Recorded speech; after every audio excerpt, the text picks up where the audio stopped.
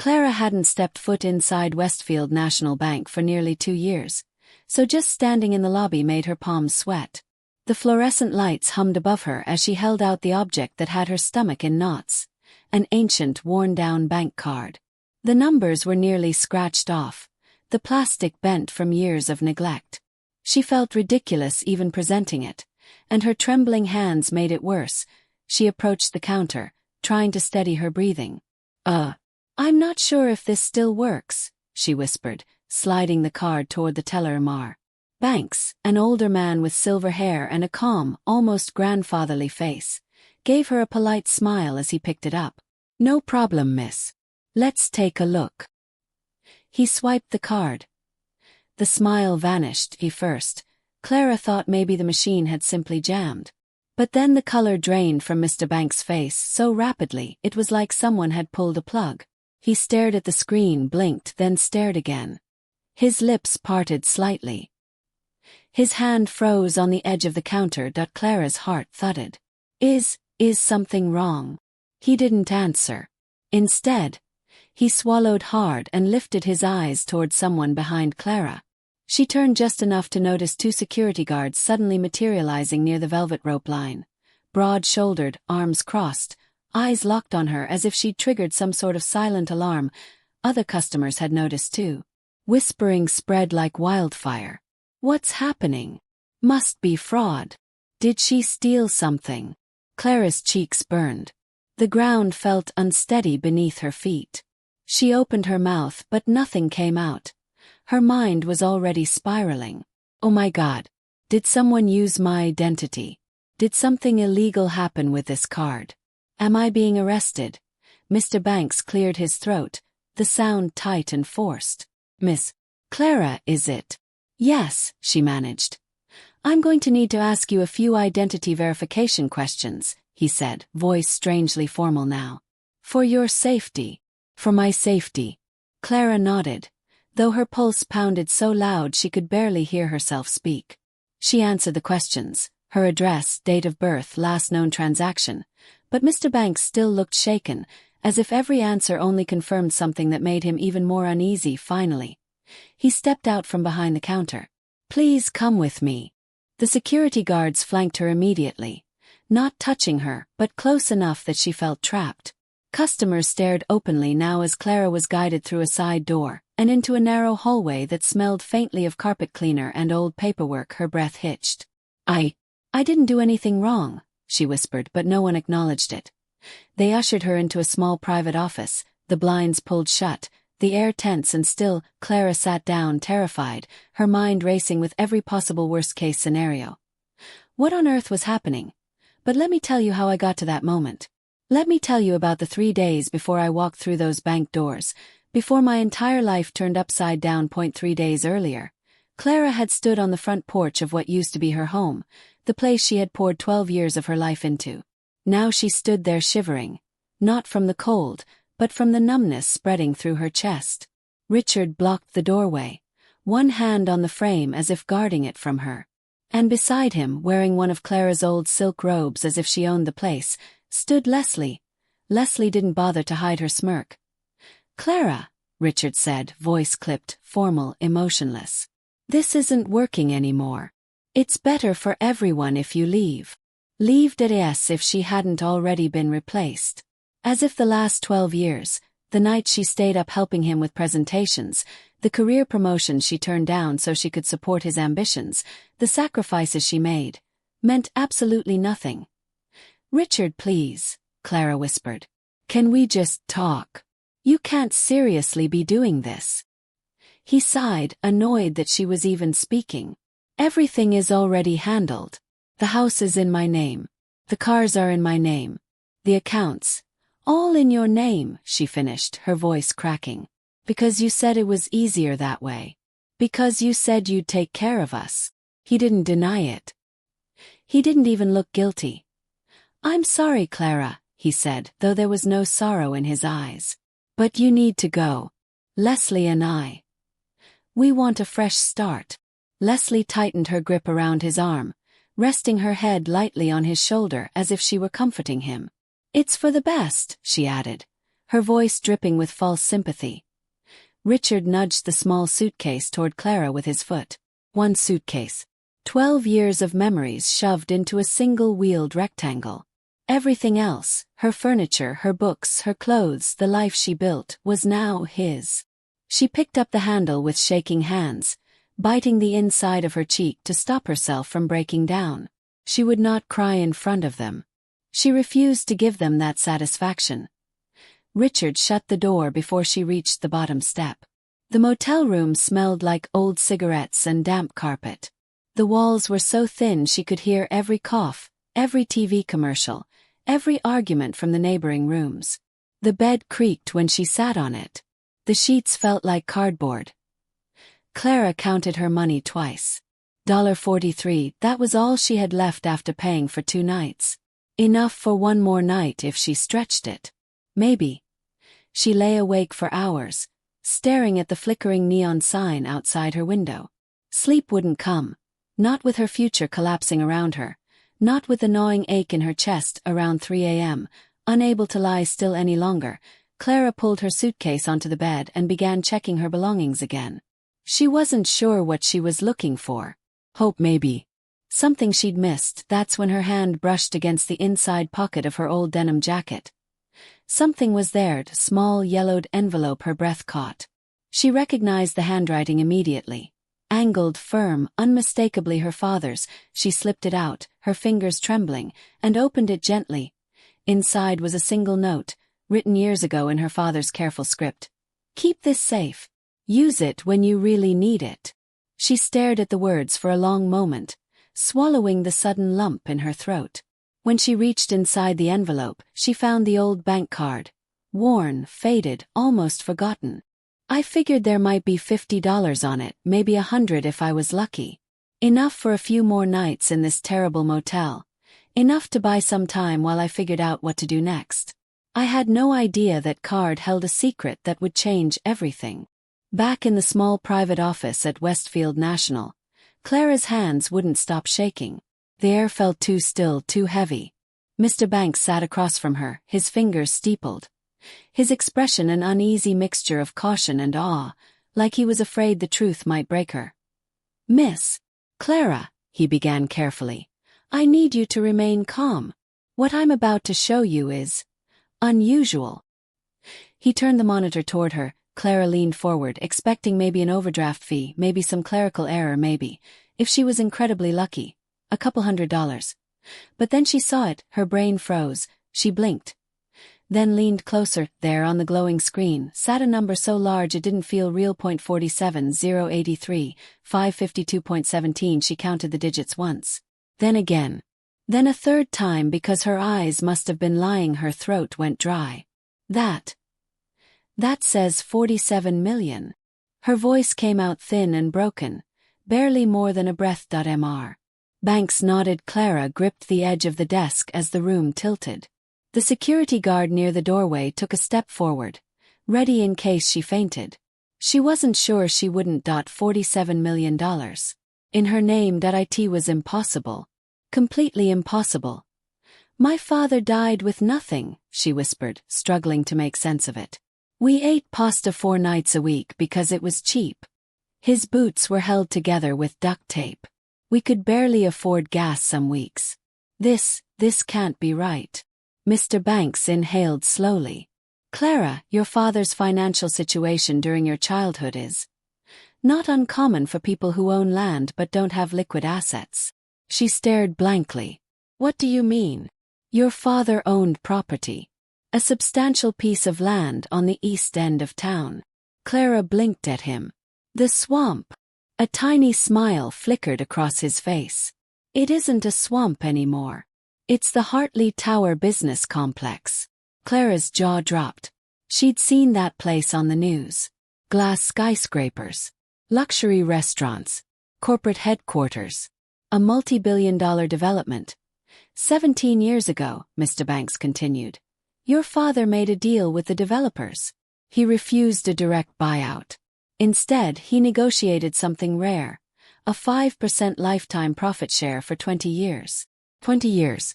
And she was 17 when he died. Her stomach tightened. "So, The money. The profits have been accumulating since the year you turned 18, he explained gently. The funds were transferred annually to this account. But each time we mailed official notices, they were returned. Address unknown. Clara swallowed hard, her eyes glued to the number on the screen.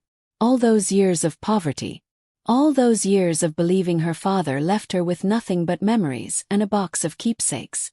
And the entire time, this fortune had been sitting untouched.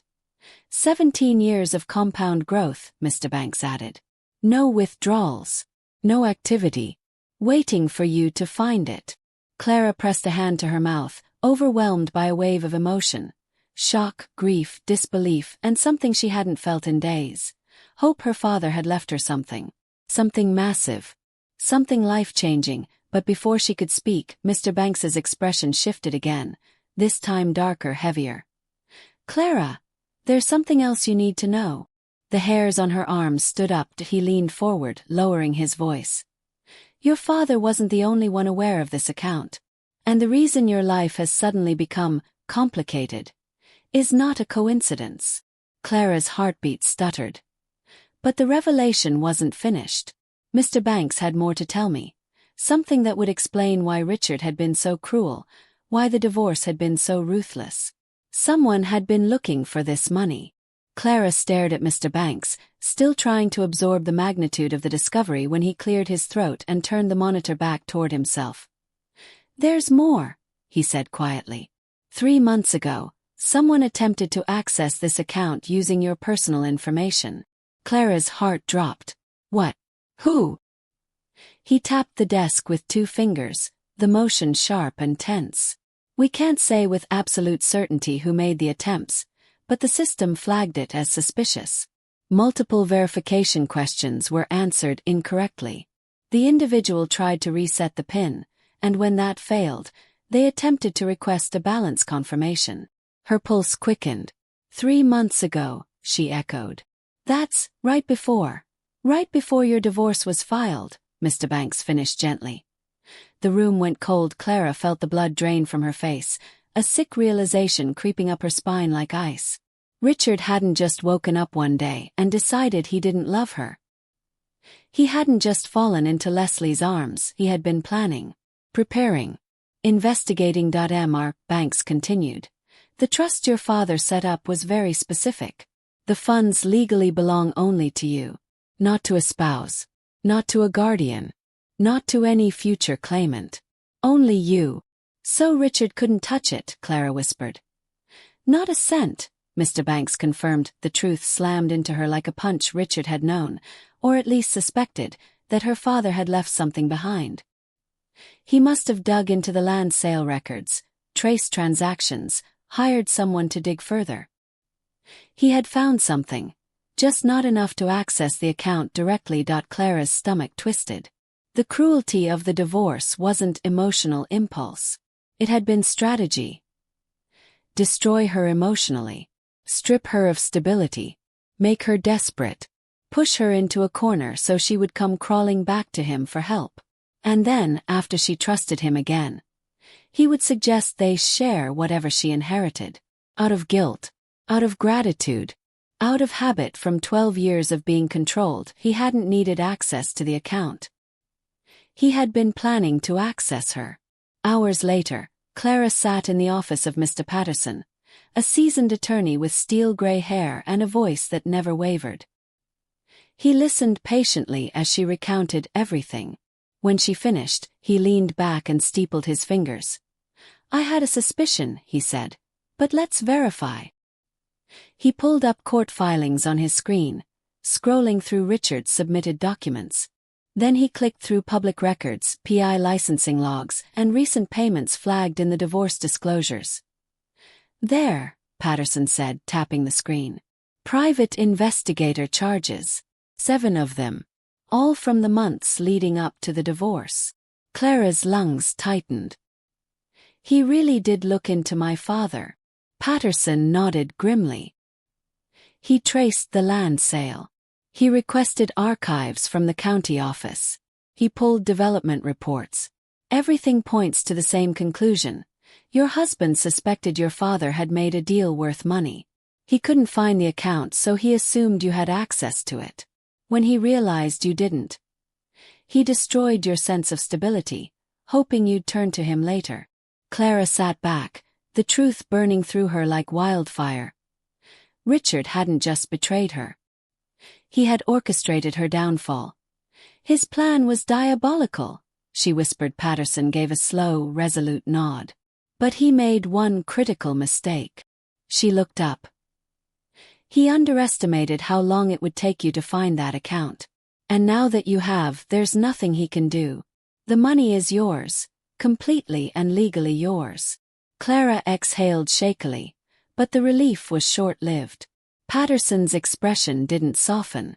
In fact, it darkened. Clara, he said, lowering his voice, we're not done. Because the nightmare is just beginning. Richard's plan was diabolical. But he'd made one critical mistake. He'd underestimated how long it would take me to find that account. And now that I had a lawyer, there was nothing he could do. The money was mine, completely and legally mine.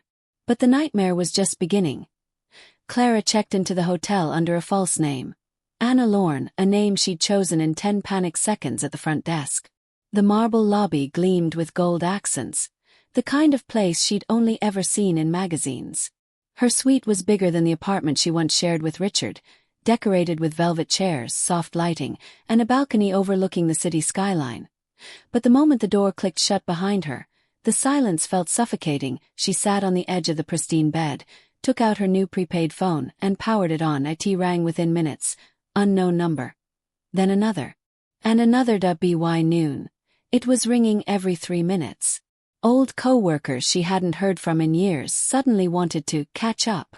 Girls from high school who once mocked her thrift store clothes now left voicemails dripping with false concern.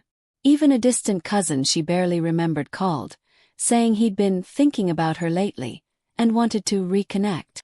They didn't know about the hotel. They didn't know about the money. But someone had talked. Word was spreading. She turned her phone off. But the moment she turned it back on, the storm resumed. She tried to breathe, tried to think, but then bang, bang, bang. The pounding on her hotel door shook her to her core. She froze.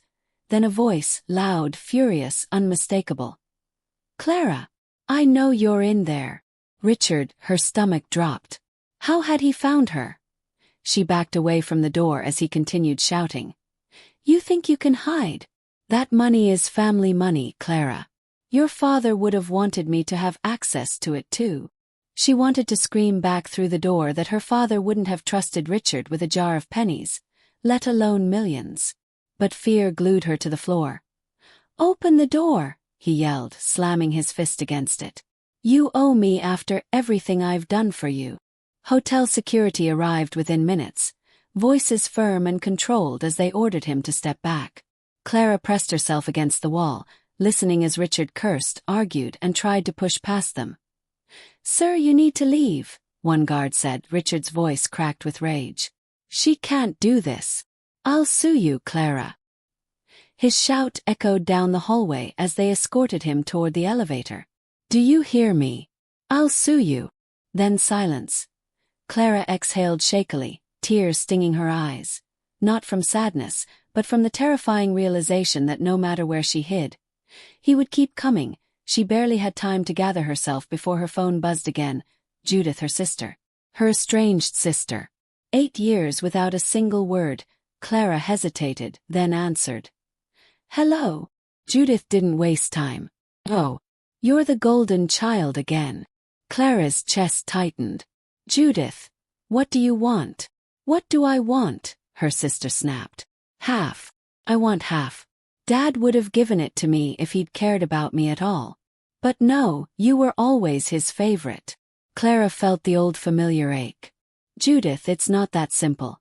Oh, I know exactly how simple it is, Judith said bitterly. You're selfish. You always have been. Hiding money from me while I'm struggling. Unbelievable.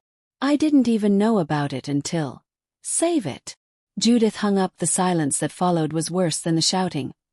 Clara sat on the plush sofa of her beautiful suite, surrounded by luxury so soft it almost felt unreal. But she'd never felt more alone. The walls seemed to close in. Wealth was supposed to be freedom, but right now it felt like a spotlight exposing every crack in her life. Her phone buzzed again, a text. No name. But she knew the number. This isn't over. You owe me. I'll get what I deserve. Richard. Clara's hands shook as she set the phone down. I sat alone in that expensive hotel room, supposedly living the dream, but feeling more trapped than ever. My father said he'd given me freedom. But this felt like a new kind of prison.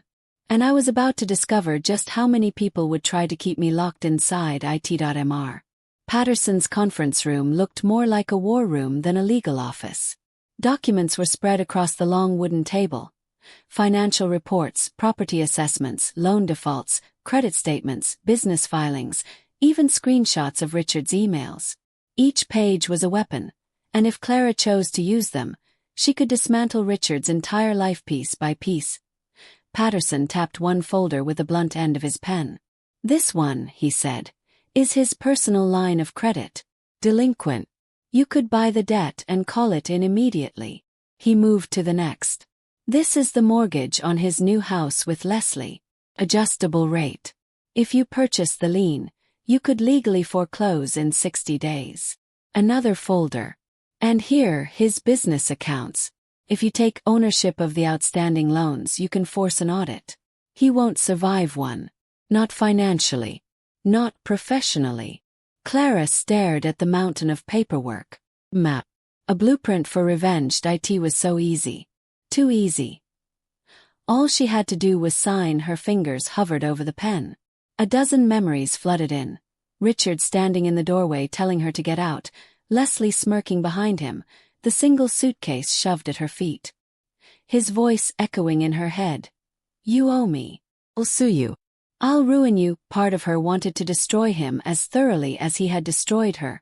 Her pulse quickened. She picked up the pen, then she saw something. An image in her mind so vivid it pushed aside every dark thought. Her father. Wearing those beat-up boots wrapped in duct tape. Kneeling on the neighbor's front porch, fixing their leaking pipe for free. Laughing with the Rodriguez kids as he taught them how to patch a bike tire. Giving what little he had, even when he barely had enough for himself. He'd had millions sitting in an account he never touched. Yet he chose kindness. Always. Clara lowered the pen. No, she whispered. Patterson looked up. No. She took a steady breath. I'm not going to destroy him. I won't become what he is. The lawyer studied her carefully, then gave a slow nod of respect. Then we'll handle your affairs differently.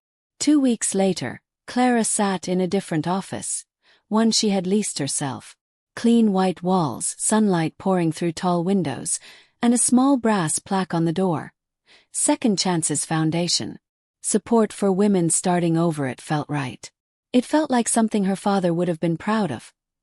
The foundation offered emergency housing, legal guidance, job assistance. All the things Clara desperately needed and never had during those awful days in the motel. Women filled her inbox daily with stories of heartbreak, courage, and rebuilding. For the first time in months, Clara felt purpose instead of fear. But peace didn't last long. Patterson called one morning, his tone grim. Clara, there's something else we uncovered. He sent documents. Construction reports tied to Richard's real estate firm. At first Clara didn't understand, but the comments in the margins told the story clearly. Cracked foundations. Unsecured balconies. Unsafe materials swapped for cheaper ones. A pattern of fraud covered up with forged inspection signatures. Families lived in those buildings. Clara felt her stomach twist. This wasn't just shady business, it was dangerous. She knew what she had to do. She filed an anonymous whistleblower report, attaching every document Patterson verified. No name. No signature. Just truth. Days later, news broke that Richard and Leslie were being questioned by investigators. Photos of them entering the courthouse appeared online. Richard red-faced with anger, Leslie shielding her eyes from cameras. Clara didn't feel triumph. She felt relief. Not because she'd finally stopped him, but because innocent people would be safe. This wasn't revenge. This was responsibility. That evening her phone rang. Richard. His voice was venom. You did this to me, Clara. You ruined my life out of spite. You're bitter, jealous, pathetic. She closed her eyes, letting his rage burn out without interrupting. When he finally went silent, she spoke softly. I didn't do this to you, Richard. You did. She ended the call. And for the first time, she felt free when Richard called me. His voice full of venom, accusing me of destroying him out of bitterness. I knew I'd made the right choice. This wasn't about revenge. This was about doing what was right. But he had one more card to play. One desperate move that would test everything I'd learned. The call came from a number Clara didn't recognize. She almost didn't answer. But something, curiosity, intuition, maybe the final need for closure, made her swipe to accept. Clara. Richard's voice was nothing like the venom-filled fury she'd heard before. It was smaller, cracked, almost frightened. She didn't speak. She waited. Please. I just need to talk to you. One time. Please. There was no rage now. No threats. Only desperation leaking through every syllable. Against her better judgment, she agreed to meet him. Not for him, for herself. She needed the final page of this story. The cafe was nearly empty when she arrived. A quiet place with chipped wooden tables and the faint smell of cinnamon. Richard sat in the corner, and when he looked up, Clara barely recognized him. His suit was wrinkled, the once crisp fabric now creased and dull. His hair, always perfectly styled, hung limp. Dark circles bruised the skin beneath his eyes. His hands shook when he lifted his coffee cup. He looked deflated. A man watching the walls of his life crumble. Clara, he said, his voice barely above a whisper. Thank you for coming. She sat down but didn't answer. He leaned forward, clasping his hands as though in prayer. I made mistakes, he said. I know I hurt you. I know I shouldn't have handled things the way I did. But everything's falling apart. The investigations. The debts. Leslie left. I'm going to lose everything. He swallowed hard, eyes glossy. Please help me. Just loan me something, enough to get back on my feet. I swear I'll pay you back. I swear. For a moment, Clara simply stared at him. This was the man who'd thrown her out onto the porch like trash. Who'd tried to manipulate her into giving him money she didn't even know existed. Who'd endangered families with unsafe buildings because cutting corners had made him richer. She felt no hate. No satisfaction, just clarity. No, she said quietly. Richard blinked. Clara, please, I'm begging you. No, she repeated, steady and calm. You're not losing everything because of me. You're losing everything because of your choices. You hurt people. Not just me. Innocent families. You put lives at risk because you wanted more money. And those consequences are yours to face. He stared at her, mouth trembling, as if waiting for the softness she used to offer. But it wasn't there anymore. Clara stood. She felt something rising inside her. Not anger, not triumph, but a long overdue release. Goodbye, Richard, she said softly. I mean it this time. Really goodbye. She turned and walked out of the cafe. Every step felt lighter, as if invisible chains were slipping from her shoulders. There was no revenge in her heart. No gloating. Just peace. As I walked out of that cafe, I felt something I hadn't felt since finding the money. Felt like myself again. And I finally understood what my father had given me. It wasn't just money. It was the freedom to choose who I wanted to become. 6 months later, Clara woke up every morning in a place that finally felt like hers. Not a penthouse. Not a hotel suite. Just a modest 2-bedroom apartment with sun-warmed floors, a tiny balcony, and a kitchen where she burned toast at least twice a week. It wasn't luxury, but it was home. Peaceful, honest, uncomplicated. And every morning she walked into the office of Second Chances, the foundation that had changed not just her life, but the lives of 37 women who had come through its doors in the last half-year. Women who had fled abusive marriages. Women who had nowhere to go. Women who were now employed, rebuilding, standing taller than they thought possible. Clara didn't stop there. She had quietly purchased 3 small apartment buildings. Nothing fancy, nothing flashy, and renovated them into safe, affordable housing. More than 200 families now lived in homes they could actually afford without sacrificing food or medicine. Kids played in hallways without broken floors. Single parents slept safely at night. And then there was the George Hartley Scholarship. Full tuition for working-class students who were trying to break cycles they didn't ask to be born into. Every time she signed one of those acceptance letters, she felt her father's steady hand on her shoulder. One afternoon, she visited his grave, just as the sun dipped low and painted the sky orange.